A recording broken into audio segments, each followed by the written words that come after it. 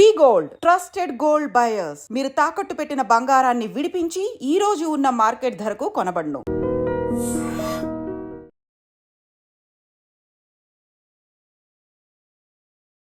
Hi guys, welcome to iDream. నేను మీ చాణక్య.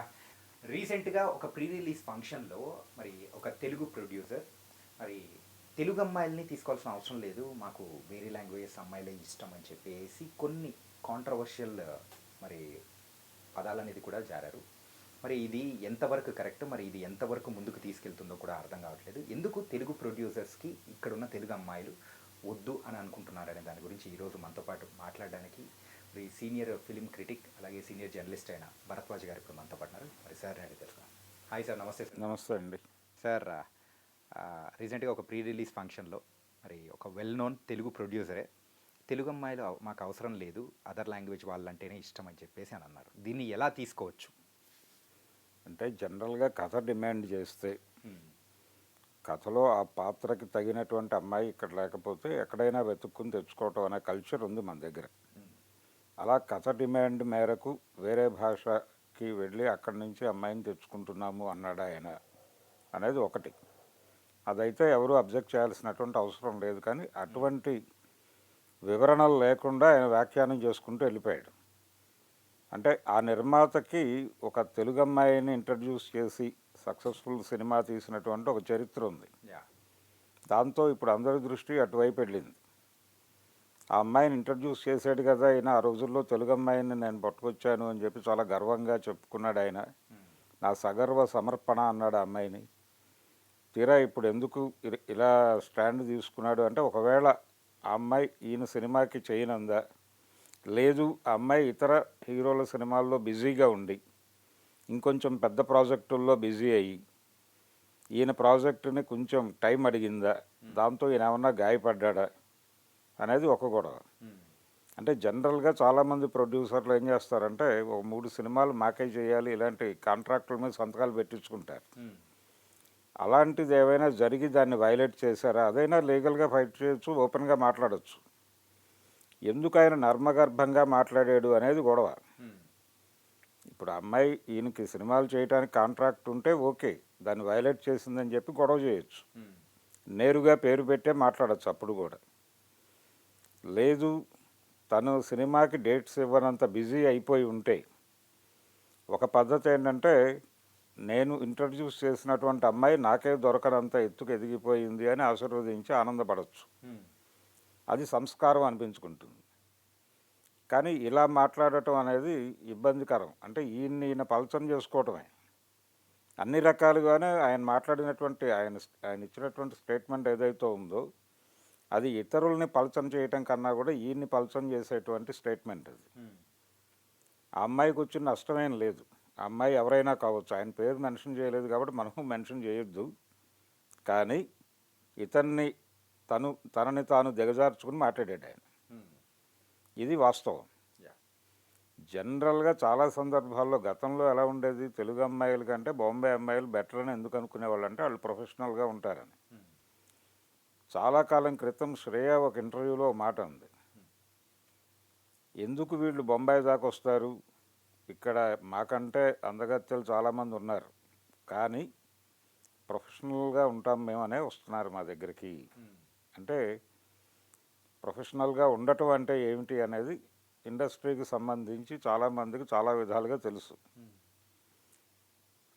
మేము అంటే ఒక రకంగా ఇక్కడ సన్నివేశానికి సంబంధించి ఒక లీడ్ తీసుకోవాలంటే ఇలా కావాలి అని కనుక డైరెక్టర్ అంటే అలా ఉండటానికి వాళ్ళు సిద్ధపడతారు.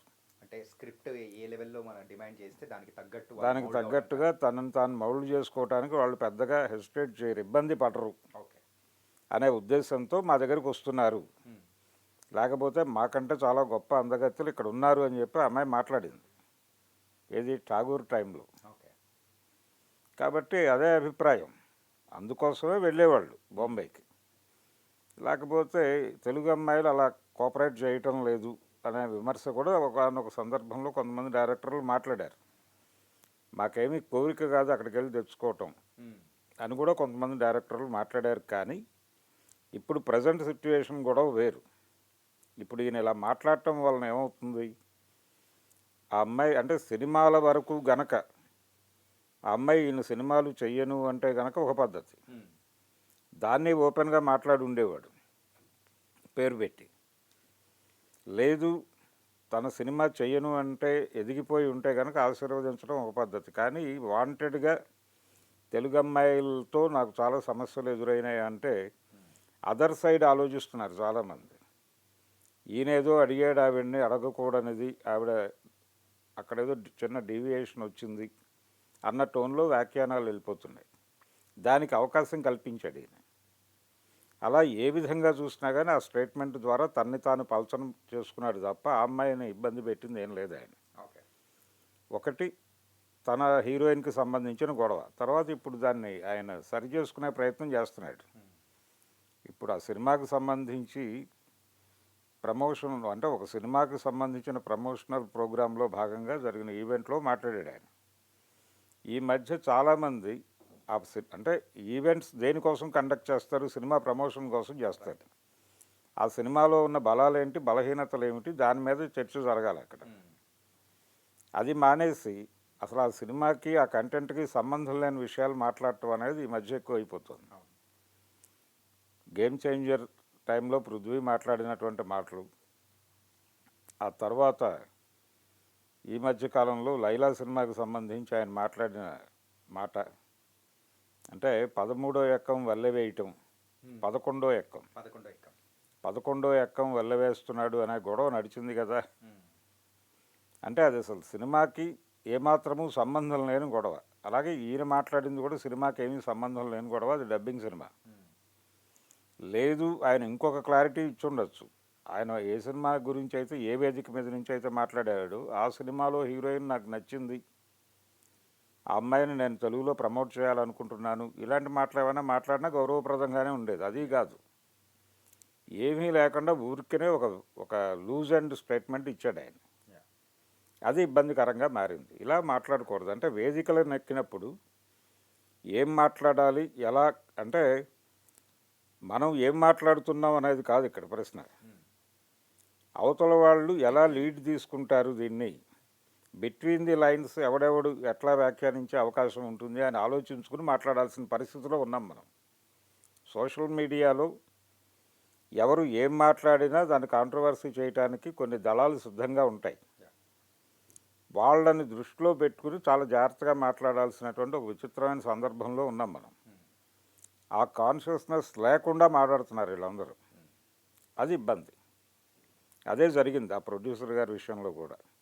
కానీ మీరు ఇందాక చెప్పారు గురుగారు, ఏంటంటే ఈ మధ్యకాలంలో ఏదైనా ప్రీ రిలీజ్ ఈవెంట్ కానీ ఏదైనా జరుగుతూ ఉన్న సందర్భాల్లో అంటే అక్కడ సందర్భానికి అవసరం లేని మాటలే ఎక్కువ మాట్లాడుతున్నారు. అది ఒక పబ్లిసిటీ స్టంట్లా కూడా కొన్నిసార్లు అనుకోవచ్చు కదా. అంటే సినిమాకి ఉపయోగపడాలి కదా. ఇప్పుడు లైలా సినిమా ఉంది, లైలాకి వాళ్ళు బాయ్కాట్ లైలా అన్నారు, బాయ్కాట్ పృథ్వీ అనలా. బాయ్కాట్ లైలా అనటంతో హీరో ప్రొడ్యూసర్ ఇద్దరు కూడా మీడియా ముందుకు వచ్చి సారీ చెప్పేశారు. కానీ వీళ్ళు కాదు చెప్పాల్సింది, అతను కన్సర్న్ ఆర్టిస్ట్ అన్నారు. ఆ కన్సర్న్ ఆర్టిస్ట్ గారు ఆయన హాస్పిటల్లో కూర్చుని నేను చెప్పను అన్నాడు. నేను చెప్పాల్సిన అవసరం లేదు అన్న ధోరణిలో వ్యవహరించి ఫైనల్గా వీరశంకర్ గారు ఇన్వాల్వ్ అయ్యి గొడవ చేస్తే అప్పుడు సారీ చెప్పాడు. ఇది జరిగింది. ఆ సారీ చెప్పడం కూడా చాలా వెటకారంగా చెప్పాడు ఆయన. ఎందుకు ఇలా అంటే మీ పర్సనల్ ప్రోగ్రామ్ని ఎందుకు ఆ సినిమాతో రిలేట్ చేస్తున్నారు, ఆ వేదికని మీరు ఎందుకు వాడుకుంటున్నారు?